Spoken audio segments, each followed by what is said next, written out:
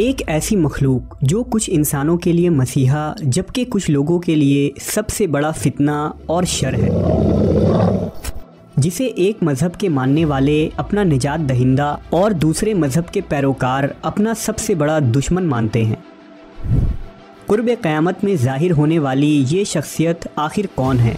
जब वो ज़ाहिर होगा तो दुनिया में कैसी फसाद मचेगी और क्या दौर हाजिर में उसके आने की तैयारियां मुकम्मल हो चुकी हैं?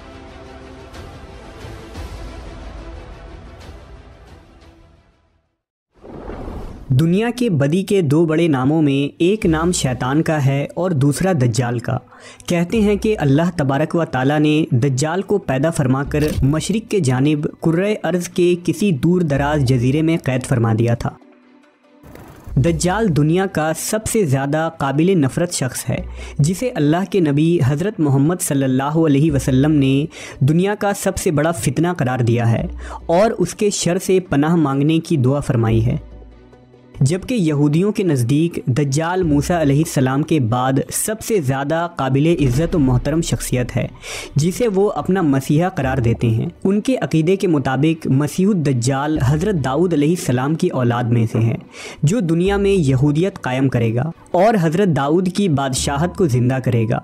यहूदियों का ईमान है कि दज्जाल की आमद के बाद दुनिया भर के तमाम गैर यहूदियों को कत्ल कर दिया जाएगा। दज्जाल मस्जिद अक्सा को शहीद करके अज़ीमुश्शान हैकल सुलेमानी की तामीर करेगा, जिसके बाद पूरी दुनिया पर बनी इसराइल की हुकूमत कायम होगी।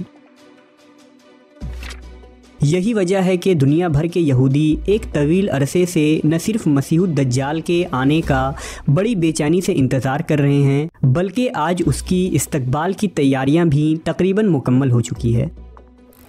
यहूदियों के मुक़द्दस किताब तिलमूद के मुताबिक दज्जाल इंसानों की तरह ही पैदा होगा और परवरिश पाएगा। उसके पास बहुत पुरइसरार ताकतें होंगी। उन्हीं ताकतों के बलबूते पर वो यहूदियों का निजात दहिंदा बनकर आएगा। यहूदियों के मुताबिक वो नस्ल इंसानी का अजीम बादशाह होगा। उसके ज़माने में सारे मज़ाहिब ख़त्म हो जाएंगे और सिर्फ यहूदियत ही बाकी बचेगी। अगर दज्जाल की आमद की बात करें तो यहूदियों के मुताबिक दुनिया की उम्र 6000 साल है, जिसे वो जॉर्जियन कैलेंडर कहते हैं। उनके मुताबिक इस कायनात की तख्लीक से लेकर अब तक 2240 साल गुजर चुकी हैं और 6000 साल के आखिरी सालों में मसीहुद दज्जाल की आमद होगी। इस्लामी किताबों में दज्जाल का तफसीली ज़िक्र मौजूद है और उसके आमद की तमाम पेशन गोइयों को बयान किया गया है। दरअसल दज्जाल के माने अरबी में जालसाज, फरेबी, झूठे और गुमराह कुन शख्स के हैं। इस बदतरीन शख्स का नाम दज्जाल इसलिए रखा गया कि झूठ, धोखाबाजी और फरेबकारी में ये सबसे अव्वलीन दर्जे का होगा। लिहाजा हज़रत अबू कतादा रज़ियल्लाहु ताला अन्हु बयान करते हैं कि रसूलुल्लाह सल्लल्लाहु अलैहि वसल्लम ने इरशाद फरमाया, हज़रत आदम से लेकर क़यामत तक कोई मखलूक दज्जाल से बुरी न होगी। इसी तरह दज्जाल के हुलिये के मुतालिक अगर मुख्तलिफ रिवायतों और अहादीस को जमा किया जाए तो वो कुछ यूँ बनता है। दज्जाल पस्ता कद, भारी भरकम जिस्म और मकरूह चेहरा वाला होगा। उसके बाल घुंघरैले और बेतरतीब होंगे और दाहिनी आँख कानी होगी, जैसे अंगूर का उभरा हुआ दाना हो, और दोनों आँखों के दरमियान यानी माथे पर काफिर लिखा होगा। अगर खुरूज दज्जाल की बात करें तो यहूदियों के अक़ीदे के मुताबिक मसीह दज्जाल रोम के दरवाज़े पर आएगा। वो बनी इसराइल को अपने इर्द गिर्द जमा करेगा और यरूशलेम की तरफ ले जाएगा। फिर वो हैकल सुलेमानी यानी थर्ड टेम्पल की दोबारा तामीर करेगा। जबकि इस्लामी रवायतों के मुताबिक दज्जाल मशरिक़ की सिमत में इस्फ़हान नामी शहर से निकलेगा। दज्जाल ज़मीन पर 40 दिन रहेगा, जिनमें से एक दिन 1 साल के बराबर, एक दिन 1 माह के बराबर और एक दिन 1 हफ़्ते के बराबर होगा, जबकि बाकी अय्याम साल के आम दिनों की तरह होंगे। उस वक्त दज्जाल अपने गधे पर सवार होकर सारी दुनिया का चक्कर लगाएगा। रुए ज़मीन का कोई मैदानी, सहराई और पहाड़ी इलाका ऐसा बाकी न रहेगा जहां वो ना पहुंचे। अलबत्ता मक्का और मदीना पर फरिश्तों का पहरा होने की वजह से वो उसमें दाखिल ना हो पाएगा। दज्जाल तरह तरह के शोबदेबाजी और करिश्मे दिखाकर लोगों का ईमान बर्बाद करेगा। उस दौर में दज्जाल के पैरोकारों के अलावा बाकी लोग सख्त तकलीफ़ में होंगे। दरअसल बाबुल की असीरी और यहूदियों के सेकंड टेम्पल की तबाही के बाद यहूदी अपने इस मसीहा का बेसब्री से इंतज़ार कर रहे थे। यही वजह थी कि जब ईसा अलैहिस्सलाम ने खुद को नबी करार दिया और लोगों को अपनी तरफ बुलाया तो यहूदियों ने ईसा मसीह को सूली पर चढ़ाने की कोशिश की, क्योंकि उनके नज़दीक मसीह अलैहिस्सलाम नऊज़ु बिल्लाह दज्जाल थे और आज भी वो उन्हें फॉल्स मैसी कहते हैं।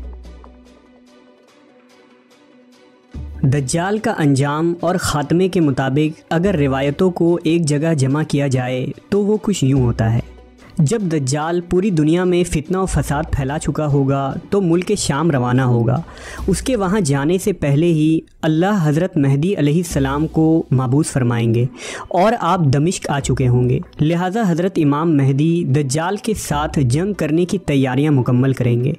उसी वक्त हज़रत ईसा दो फरिश्तों के कंधे पर तकिया किए आसमान से दमिश्क के जामे मस्जिद के मशरिकी मीनार पर जलवा अफरोज़ होंगे और हज़रत इमाम मेहदी से मुलाकात फ़रमाएंगे। इमाम मेहदी नहायत ही इनकिसारी और खुश इखलाकी के साथ आपसे पेश आएंगे और फ़रमाएंगे, या नबी अल्लाह इमामत कीजिए। लेकिन हज़रत ईसा अलैहिस्सलाम इरशाद फ़रमाएंगे कि इमामत आप ही फ़रमाएँ, क्योंकि ये इज़्ज़त इस उम्मत को खुदा ने दी है। बस हज़रत इमाम मेहदी नमाज़ पढ़ाएंगे और हज़रत ईसा आपके पीछे नमाज़ पढ़ेंगे।